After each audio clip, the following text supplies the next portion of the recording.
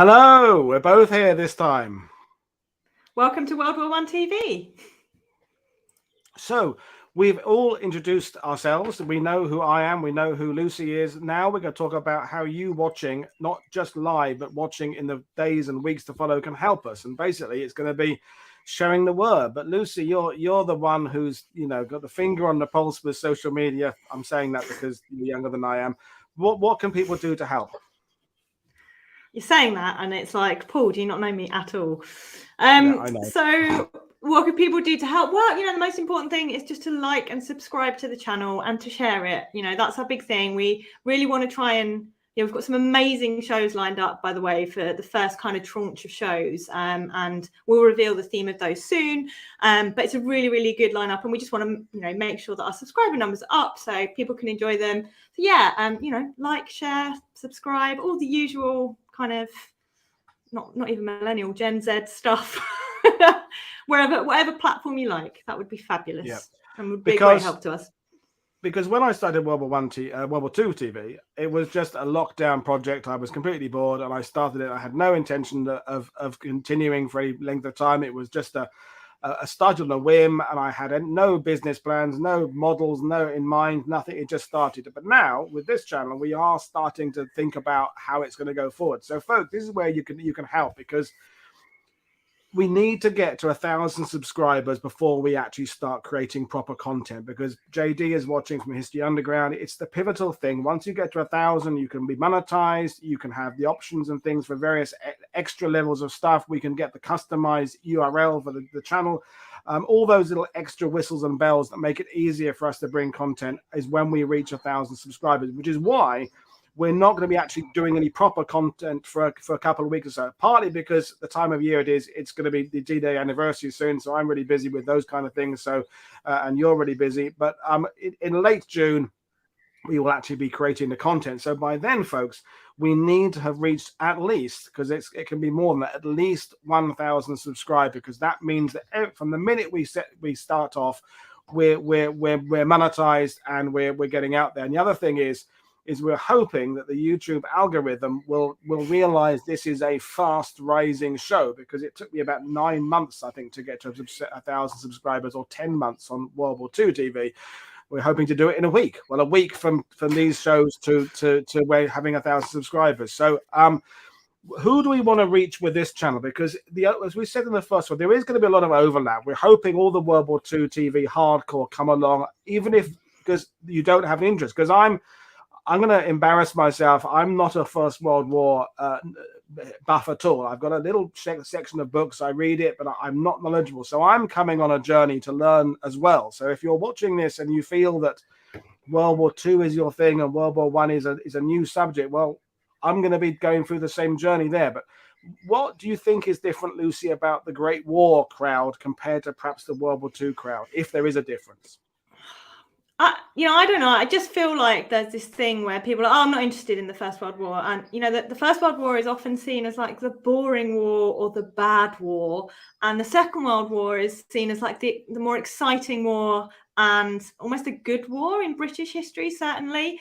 And, at some point we'll unpack why that is. But, the channel, what I really want to do is to challenge that, basically, and to say to people, if you're only interested in the Second World War, or you feel like you're not interested in the First World War, give this a go, tune in. Hopefully what we're going to try and do as well is and we'll talk more about this in the next show, but we're going to try and theme some of the shows together so that we can, very clearly show you the parallels and hopefully just pique your interest in stuff. So, I would, as Woody said in the last show, we want to kind of reach people who maybe just don't know anything about the First World War and do some sort of, basics or some of the big battles that you may be familiar with, but also then, bring you some content from some people where you're like, wow, didn't know that was a thing, didn't know that connection. And hopefully a few surprises along the way. This is all about enjoying history, basically. I was saying to you earlier, Woody, about how you must have learned so much on World War II TV with all the people that you've met. Like, I'm really looking forward to, you never stop learning as a historian, ever.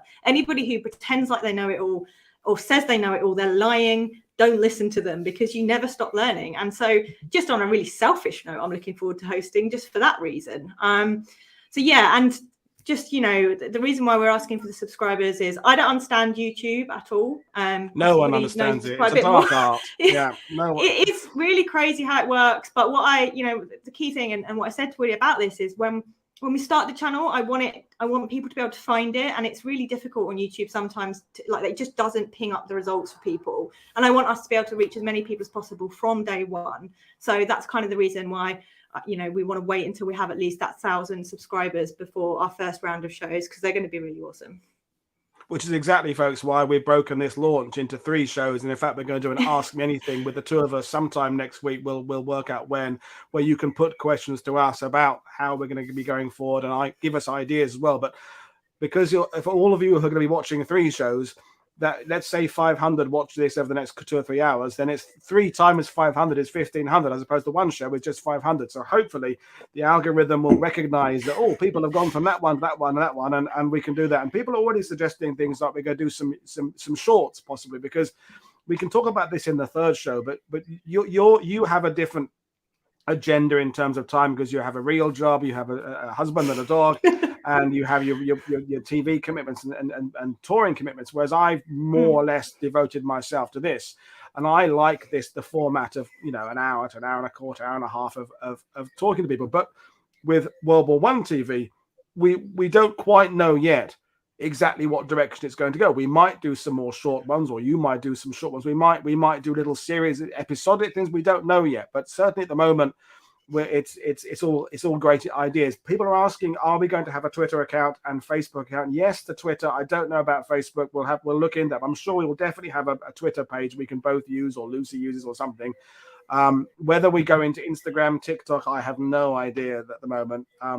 I don't even use Facebook and TikTok, so I don't use that TikTok, works. But people, History Explorer, who was on with me on Thursday, he's got 250,000 followers on TikTok. So it doesn't bring TikTok revenue, but it's the young people, Woody, TikTok. So maybe we should go for that, because that we will see. We will talk about this more in the 3rd show, because for those who are watching it and are wondering, is this going to be exactly like a clone of World War II TV, a mini me version?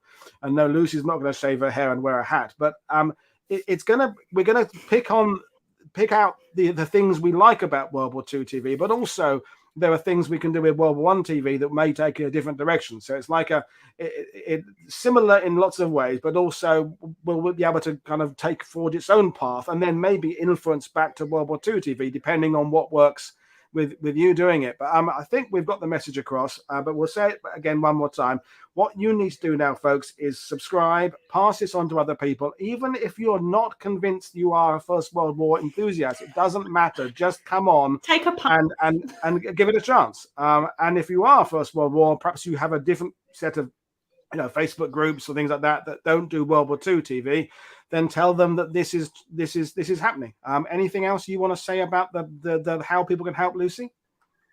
No, just come with us on this journey. That's the only thing. As you said, Woody, I think we've left this quite open as to how it's going to develop, and we want you guys to be a part of shaping it. And that's a key thing. So yeah.